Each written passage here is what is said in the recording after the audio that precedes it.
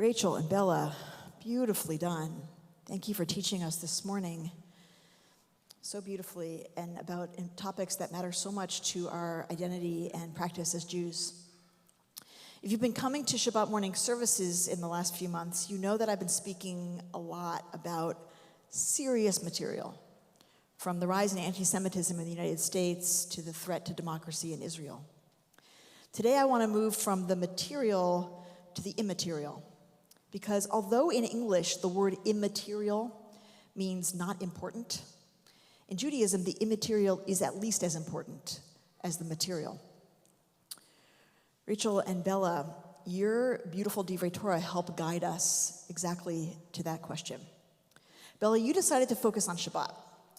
And you might ask why, in our Parsha, just after the building of the golden calf, which was last week, and just before the building of the tabernacle or Mishkan, which is what most of our Parsha is about, why would we talk about Shabbat in between those two things?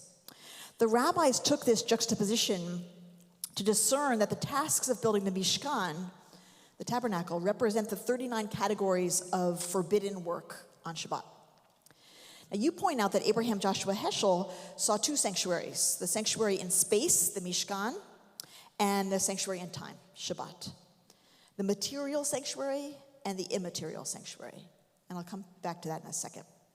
Now, Rachel, you talked about the priestly garments and the importance of ritual garments overall.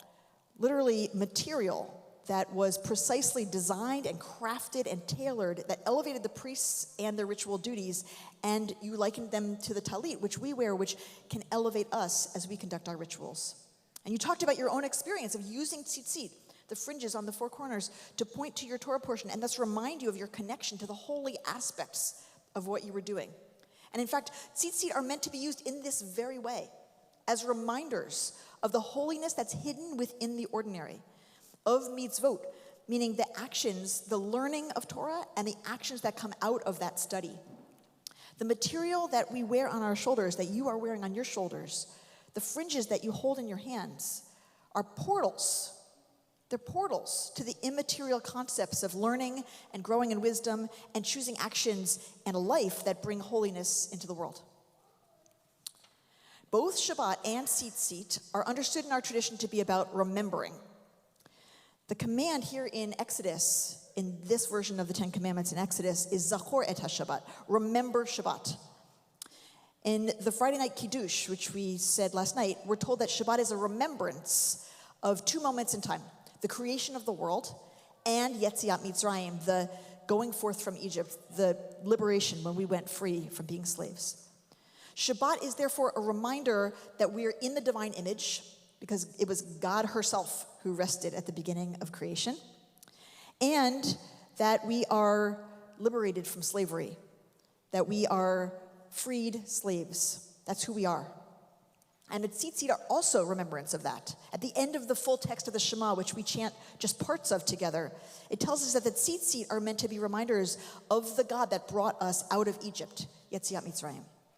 Now, as I mentioned before, this particular Shabbat is Shabbat HaChodesh, the Shabbat of the month, the Shabbat before the beginning of Nisan, which is the month in which Passover sits. And Passover is our most important holiday of remembering. It's coming up in just a few weeks, as you probably know. On Passover, we remember our story about having been slaves and having been freed, and it tells us who we are. Now, you might think that the most important thing for us to remember is that moment we stood at Mount Sinai and received the Ten Commandments. We actually have a holiday about that. It's called Shavuot. But the month of Shavuot, Sivan, is not called HaChodesh, the month, because it is not the most important thing that we remember. Or you might think that the most important thing for us to remember is that we wandered in the wilderness for 40 years, and that was the time when we were most intimate with God. And we actually have a holiday about that, and it's called Sukkot. But this month that Sukkot is in, Tishrei, which also, by the way, has Rosh Hashanah and Yom Kippur, is not called HaChodesh, the month, because it also is not the most important thing that we remember. The single most important thing that we remember is that we were slaves and we went free. Why? Why? Well, yes, it's about justice, for sure, and it's about empathy, for sure, and it's about hope, for sure, but it's also about the relationship between the material and the immaterial. Mitzrayim, ancient Egypt, was a place where gods were in material form, in idols, and in people. Pharaoh himself was understood to be a god by the Egyptians. Mitzrayim was a place where people could be gods and where people could be slaves, where people were defined by status, by birth, by work. Slavery is stripping human beings of their transcendent worth and reducing them to their labor, to their material value, to what they can produce, for the purpose of building more material value or wealth. For Judaism, Mitzrayim is the ultimate counterexample of the world that should be. Judaism is a response to the over-identification of human beings with the material world. Now, Judaism, unlike some other religions, does not shun the material world or reject it, but it's about finding balance between the material and the immaterial. Our world right now is crazy. There are banks failing, there are markets doing crazy things, there's war that's ongoing, there's democracy that is teetering. The material world has our attention, as it must, as it should. And even in the smaller circumference of our personal lives, we need to get dinner on the table, and we need the homework to get done, and we need the calls to be returned, and we need the forms to be filled out, and it's easy to forget. It's easy to forget that there is anything else beyond the all-consuming set of demands of the material world. And that is why the Jewish people's time is centered around Shabbat, that sanctuary in time. Because otherwise we will forget what we know as a people. Deep in our memories, our people know what it is to be only valued for what our bodies can produce. We know what it is to never have rest, and how that combination stifles our ability to dream, to imagine, to connect with our wisest and most elevated selves. We know from our people's experience of slavery that if we do not rest, we will surely die. And by the way, Bella, I don't read that verse as saying that if you don't observe Shabbat, you will be put to death, but rather that if you don't observe Shabbat, you will surely die. Because without rest, we will surely die. And the tzitzit are a reminder that it's on us, right here, on our shoulders, to create a different kind of life. A life in which everyone has the rest they need for their bodies and for their souls. A life in which people's material needs are met so that they can engage with the immaterial, so that they can dream and imagine and pray and access the chacham lev, the wisdom and empathy and gifts that are inside of them. The vision that we all have of the world that should be. But too many Jews think about Shabbat and mitzvot as simply burdens. You talked about that a little bit, Bella. As something that they have to do, or something that they don't want to do, or something that they're never going to do again. At the end of this double portion, right near the end of the book of Exodus, Moses and the people have just completed building the Mishkan.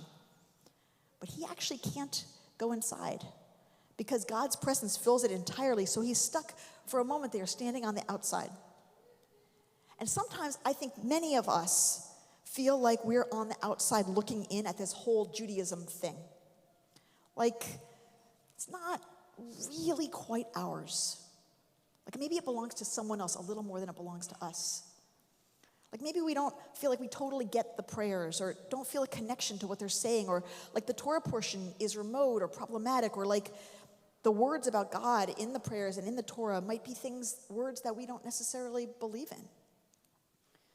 Some of us feel like we therefore don't belong, or we therefore aren't real Jews, or we therefore are bad Jews. You hear people say that, I'm a bad Jew.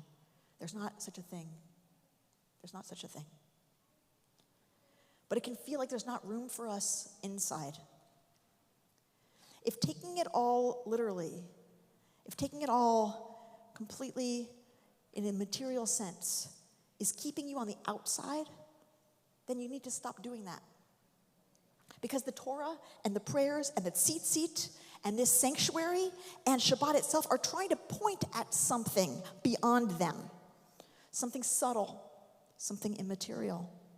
They're trying to remind you that there's more going on in your life and in life itself. That the important things are often invisible, are often intangible, but are very, very real. Things like love and purpose and insight and knowledge and understanding and wisdom and freedom and ideas and joy and fulfillment and meaning and community. All immaterial. We need the material world. Judaism absolutely asserts that. We need the embodied world, for sure. We need to be able to sustain our bodies. We need to be able to nourish our minds. We need to be able to delight our senses. That matters too. And all those things enable us to remember that there are immaterial aspects of being alive, of being part of what is eternal. So I read this parsha as being about the relationship between the material and the immaterial. The Israelites just built a golden calf as a representation of God, as if the eternal could be captured in a hunk of metal. And now they learn to use the material world, the metals and the yarns and the woods and the stones, to create space, to make a space for the immaterial to dwell in their midst. That is their accomplishment. Changing their relationship to the material world, learning to use it to draw nearer to the immaterial. Tzitzit, challah, candles, wine, the Siddur, the prayer book, the Torah scroll, this sanctuary are all portals, urging you, inviting you, beckoning you in. Come inside, they're saying. There's something beautiful here, something transcendent. Something you need, something immaterial. They're urging us to carve out space in time, to carve out space in us, so that we can remember who we really are and what it's really all about. Shabbat Shalom.